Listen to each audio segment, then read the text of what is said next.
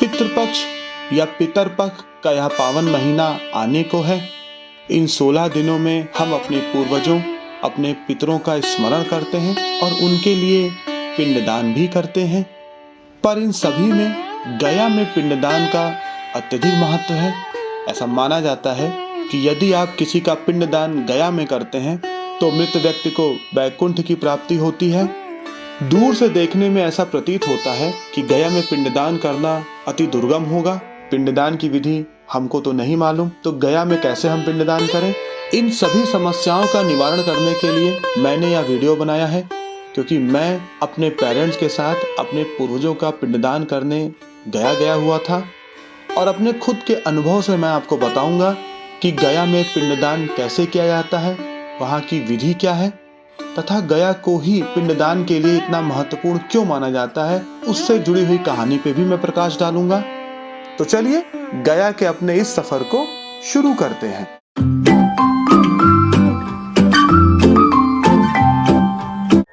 मोक्ष तथा ज्ञान की नगरी गया में आप सभी का स्वागत है। यह शहर हिंदू, बौद्ध तथा जैन धर्मों में गहरा ऐतिहासिक महत्व रखता है। गया 3 ओर से छोटी व पथरीली पहाड़ियों से घिरा हुआ है, जिनके नाम मंगला गौरी, सिंह स्थान, रामशिला तथा ब्रह्मयोनि है। शहर के पूर्व में फल्गु नदी बहती है, जहां पर प्रायः पिंडदान किया जाता है। गया पहुंचना अत्यधिक आसान है। यह सड़क तथा रेल परिवहन मार्ग से पूरे देश से जुड़ा हुआ है तथा यहाँ पर एक अंतर्राष्ट्रीय एयरपोर्ट भी है, जिसके माध्यम से आप गया बड़े ही आसानी से पहुंच सकते हैं। वहीं प्रदेश की राजधानी पटना शहर यहाँ से मात्र 110 किलोमीटर ही दूर है। यदि आप गया पिंडदान करने आना चाहते हैं तो किसी ऐसे जानकार आदमी से जरूर संबंध स्थापित करिए जो पहले गया आ चुका हो, या फिर किसी ब्राह्मण या महंत से संपर्क स्थापित करिए, क्योंकि वो आपको बताते हैं कि किन सामग्रियों को लेकर आपको गया आना है और यहाँ आने से पहले आपको कुछ नियम भी अपनाने पड़ते हैं। उन सभी चीज़ों की जानकारी आपको यहाँ के ब्राह्मण दे देते हैं। मैंने भी बिल्कुल वैसा ही किया। मैंने अयोध्या से ही पंडित आनंद जी से संपर्क स्थापित किया और उन्होंने मुझे सारी विधि विधान तथा सामग्रियों के बारे में डिटेल जानकारी दी, जिससे मेरी यात्रा अत्यधिक सुगम हो गई। दोस्तों, हम हैं मोक्ष और ज्ञान की भूमि गया में, और गया में मैं आया हूं अपने पेरेंट्स के साथ अपने पूर्वजों का पिंडदान करने। बड़े सौभाग्य की बात होती है कि अगर आप पितृपक्ष में आकर अपने पूर्वजों का पिंडदान करते हैं। और यहाँ आने के लिए आपको क्या करना है, कैसे कांटेक्ट करना है, क्या प्रोसेस है, इस सब के लिए मैंने अपने किसी रिश्तेदार से पंडित आनंद जी का नंबर लिया और आनंद जी आपको बताएंगे कि यहाँ आने के बाद किस विधि विधान से आपको पूजा अर्चना करनी है, आपको यहाँ पर किस तरीके से दान दक्षिणा करना है, और साथ ही साथ उन लोगों से भी बचना है जिनसे आपको बचना चाहिए। मेरा मतलब आप समझ चुके हैं कि कहीं भी अननेसेसरी आपके पैसे वेस्ट ना हो और आप बड़ी सादगी से, बड़े सम्मान से अपने पूर्वजों का तर्पण करें। तो आनंद जी, हमारे दोस्त जानना चाहते हैं कि यहाँ अगर कोई आना चाहता है अपने पूर्वजों का पिंडदान करने के लिए, तो उसका क्या प्रोसेस है और क्या कैसे करना चाहिए? यहाँ पूर्वजों का पिंडदान तो ऐसे लोग 17 दिन के भी श्राद्ध करते हैं, 9 दिन का भी करते हैं, 7 दिन का और 3 दिन का जी। जो 45 वेदी पे यहाँ पे पिंडदान होती है जी, और 1 दिन का भी श्राद्ध होता है। वो तीन जगह पे, फाल्गु नदी, विष्णु मंदिर और अक्षयवट। 45 फाल्गु नदी, विष्णु मंदिर और अक्षयवट, ये 3 जगह मुख्य है। हाँ। और बाकी यहाँ पे 45 वेदी है, टोटल 54 वेदी है। अच्छा। 45 वेदी पे पिंडदान और बाकी 9 जगह पे तर्पण। अच्छा, आप यहाँ पर आते हैं, पंडित जी ने मुझे बताया, तो आप अपने पूर्वजों का नाम से उनका पिंडदान तो कर ही सकते हैं, साथ ही साथ कोई आप जिससे आपका विशेष स्नेह है, जैसे कोई आपका मित्र है, कोई आपका ऐसा पड़ोसी है जिसको आप प्रेम करते थे, या पंडित जी बोल रहे थे कि कोई ऐसा जीव जंतु है जो आपके साथ कभी रहा, आप उसको भी चाहते हैं कि उसका भी उद्धार हो, क्योंकि 84 लाख योनि है तो उसमें सभी जीव जंतु आते हैं, तो उनका भी आप पिंडदान हो सकता है। यहाँ पे सारे लोगों का हो सकता है। और अगर किसी की अकाल मृत्यु हुई हो पंडित जी, तो अकाल मृत्यु का यहाँ पे एक प्रेतशिला वेदी है। प्रेतशिला वेदी जी। तो वहाँ पे जाके पिंडदान होता है वहाँ पे जी।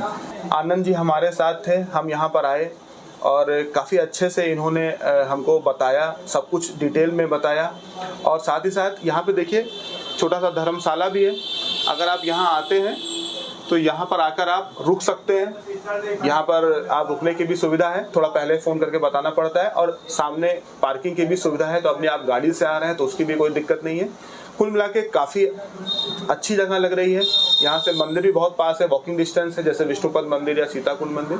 आनंद जी, बहुत अच्छा लगा आपने हम सबको बताया, और सबसे बड़ी बात है कि मैंने भी बहुत कुछ जानता था कि गया चलेंगे कैसे करेंगे, बहुत कंफ्यूज था, लेकिन यहाँ पर आने के बाद ये रियलाइज़ हुआ कि बहुत ही आसान है, कोई भी आ सकता है। आपको एक अच्छा गाइड मिल जाएगा तो आपको कोई भी चीज़ करने में आसानी होगी। 3 से 4 घंटे की बात है, आप आइए और यहाँ पर दर्शन करिए और अपने पूर्वजों को कृतार्थ करिए। धन्यवाद। दोस्तों, हम लोग निकल चुके हैं फल्गु नदी पर अपना पहला पिंडदान अर्पित करने के लिए। जैसा कि पंडित जी ने कहा कि मुख्यतः गया में जो कोई भी पिंडदान करने आता है उसको फल्गु नदी, विष्णुपद तथा अक्षय वट पर पिंडदान तो जरूर करना चाहिए। तो चलिए फल्गु नदी पर पिंडदान करते हैं और वहां पर पिंडदान क्यों किया जाता है, इससे जुड़ी रोचक कथा को भी जानते हैं। बात है त्रेता युग की, जब भगवान राम रावण का संहार करके अयोध्या वापस आए। उनके मन में इच्छा उत्पन्न हुई कि वह अपने पिता राजा दशरथ का श्राद्ध गया में करें, जिस वजह से वह अपनी पत्नी सीता तथा छोटे भाई लक्ष्मण के साथ गया आ गए। एक ब्राह्मण के कहने पर वह श्राद्ध की सामग्री इकट्ठा करने आसपास कहीं चले गए। उतनी ही देर में राजा दशरथ आकाशवाणी के द्वारा सीता जी से कहते हैं कि मेरा श्राद्ध अभी कर दो, मुझे मोक्ष की प्राप्ति हो जाएगी। सीता जी राजा दशरथ से कहती हैं कि मैं आपका श्राद्ध कैसे कर सकती हूँ, क्योंकि आपके दोनों ही पुत्र सामग्री इकट्ठा करने आसपास गए हुए हैं। राजा दशरथ ने कहा कि पुत्री, अगर तुम अभी मेरा श्राद्ध नहीं करोगी तो मुझे मोक्ष की प्राप्ति ना होगी और मुझे नरक में वास करना पड़ेगा। यह सुनकर सीता माता ने ब्राह्मण, वटवृक्ष, फल्गु नदी, तुलसी तथा गाय को साक्षी मानकर राजा दशरथ का श्राद्ध कर दिया, जिसके परिणाम स्वरूप उनको वैकुंठ की प्राप्ति हुई। जब यह श्राद्ध की प्रक्रिया समाप्त हुई तब भगवान राम अपने छोटे भाई लक्ष्मण के साथ वापस आए और पूरा हाल उन्होंने सीता जी से जाना। उन्होंने सीता जी की बात पर यकीन न किया और वह कहने लगे कि मेरे पिता मेरे द्वारा अर्पण के पिंड के बिना ही कैसे जा सकते हैं। तब सीता जी ने राम जी से कहा कि ब्राह्मण, फल्गु नदी, गाय, तुलसी तथा अक्षय वट को साक्षी मानकर मैंने श्राद्ध किया है, आप इनसे पूछ सकते हैं। अक्षय वट को छोड़कर सभी ने झूठ बोल दिया। ब्राह्मण ने सोचा कि जब माता सीता ने मुझे इतना दान दक्षिणा दी है तो जब भगवान राम श्राद्ध करेंगे तो मुझे कितना दान मिलेगा। तुलसी माता डर गईं, उनको लगा कि कहीं भगवान राम उन पर क्रोधित ना हो, तो इसलिए उन्होंने भी झूठ बोल दिया। फल्गु नदी ने भी झूठ बोल दिया, क्योंकि उनको लगा कि भगवान उनको भी दान दक्षिणा में कुछ देंगे। वहीं गाय ने भी अच्छे भोग या प्रसाद की लालसा में झूठ बोल दी। पर अक्षय वट ने कहा कि नहीं, माता सीता ने राजा दशरथ का श्राद्ध किया है। इस बात से प्रसन्न होकर सीता माता ने अक्षय वट को यह आशीर्वाद दिया कि तुम्हारा कभी भी क्षय नहीं हो। वहीं ब्राह्मण को श्राप दिया कि तुम्हारा कभी पेट नहीं भरेगा, और गाय को श्राप दिया कि तुम्हारा आगे से ज्यादा पीछे का हिस्सा पूजनीय रहेगा, तथा तुलसी को श्राप दिया कि तुम किसी भी मैले गंदे जगह पे भी उगाया करोगी, और फल्गु नदी को यह श्राप दिया कि तुम सूख जाओगी, जिस वजह से फाल्गु नदी सूख गई। आज जो आप यह पानी नदी में देख रहे हैं वह सिर्फ इस वजह से है कि माननीय मुख्यमंत्री नीतीश कुमार जी ने एक डैम बना दिया है, जिससे यहाँ आने वालों को फाल्गु नदी का भी आशीर्वाद प्राप्त हो रहा है। अब हम लोग जा रहे हैं विष्णुपद मंदिर, जहाँ पर पूर्वजों के लिए हम दूसरा पिंडदान करेंगे। विष्णु पुराण की एक कथा के अनुसार गयासुर नाम का एक राक्षस था। उसके आतंक से तंग आकर सभी देवतागण श्री हरि विष्णु के पास मदद मांगने पहुंचे। श्री हरि विष्णु तथा गयासुर के बीच भीषण युद्ध हुआ। भगवान श्री हरि विष्णु से पद यानी अपने पैर से गयासुर को जमीन पर धसा दिया। क्योंकि गयासुर की मृत्यु नहीं हो सकती थी और वह भगवान विष्णु के चरणों के नीचे दबा हुआ था, उसने अपनी पीड़ा से मुक्ति पाने के लिए भगवान विष्णु से क्षमा मांगी और कहा, प्रभु मुझे 2 आशीर्वाद प्रदान करिए जिससे कि मैं सदा सर्वदा के लिए शांत रहूं। उसने कहा कि मेरे नाम से एक शहर की स्थापना की जाए, जिस वजह से गयासुर के नाम पर शहर का नाम गया पड़ा। तथा उसने दूसरी विनती की, प्रतिदिन मुझे एक पिंड तथा एक मुंड यानी कि एक लाश का भोग चढ़ाया जाए, जिससे कि मैं यहाँ पर निष्क्रिय पड़ा रहूं। भगवान विष्णु ने गयासुर की दोनों ही विनती का सम्मान किया और उसको आशीर्वाद दिया। तब से लेकर के आज तक प्रतिदिन गया में पिंडदान होता है और यहाँ पास में ही एक शमशान है। कालांतर से ऐसा कोई भी दिन नहीं हुआ कि किसी भी शव का दाह ना हुआ हो। लोग यहाँ तक मानते हैं कि जिस दिन भी पिंड या मुंड गयासुर को नहीं अर्पित किया जाएगा, उस दिन वह राक्षस जीवित हो जाएगा। चलिए मंदिर में प्रवेश करते हैं और भगवान विष्णु के पद का दर्शन करते हैं।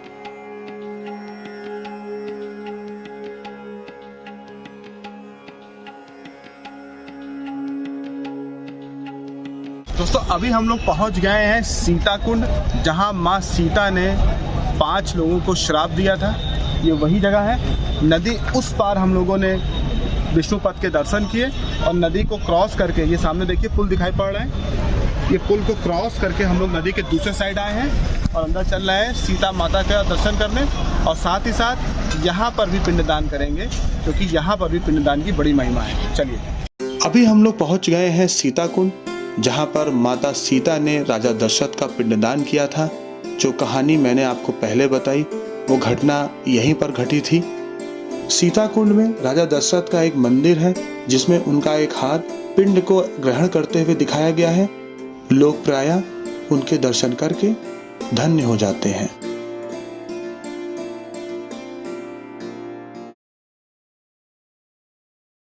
दोस्तों हम लोग पहुंच गए हैं प्रेतशिला और यहाँ पर एक और पिंडदान करेंगे।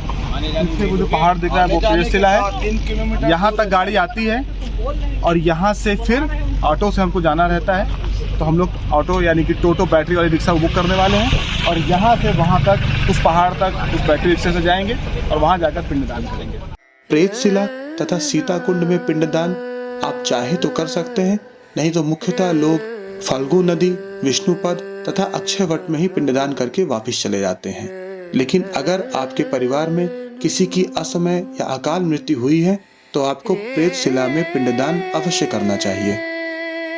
वैसे तो प्रेतशिला एक पहाड़ी पर स्थित है, जहाँ पर प्रायः कम ही लोग जाते हैं, इसलिए हमने भी पंडित जी की आज्ञा मानकर प्रेतशिला के शिव मंदिर में ही पिंडदान अर्पण कर दिया। अब हम लोग जा रहे हैं अक्षयवट का दर्शन करने, जहां हम अपनी यात्रा का आखिरी पिंडदान करेंगे। जो कोई भी गया अपने पूर्वजों का पिंडदान करने आता है वह सबसे आखिरी में अक्षयवट में पिंडदान जरूर करता है, क्योंकि अक्षयवट को माता सीता का आशीर्वाद प्राप्त है कि उसका क्षय कभी नहीं हो सकता है। मैंने भी अपने परिवार के साथ पूर्वजों को अक्षयवट में पिंडदान अर्पण किया। आप देख सकते हैं दोस्तों कि अक्षयवट में कई लाल कपड़े बंधे हुए हैं। ये इस चीज का प्रमाण है कि जो कोई भी सच्चे मन से अक्षयवट के सम्मुख खड़े होकर इच्छा व्यक्त करके कपड़े बांधता है, उसकी इच्छा जरूर पूरी होती है। यह एक प्रकार से मनोकामना पूर्ण करने वाला वृक्ष है।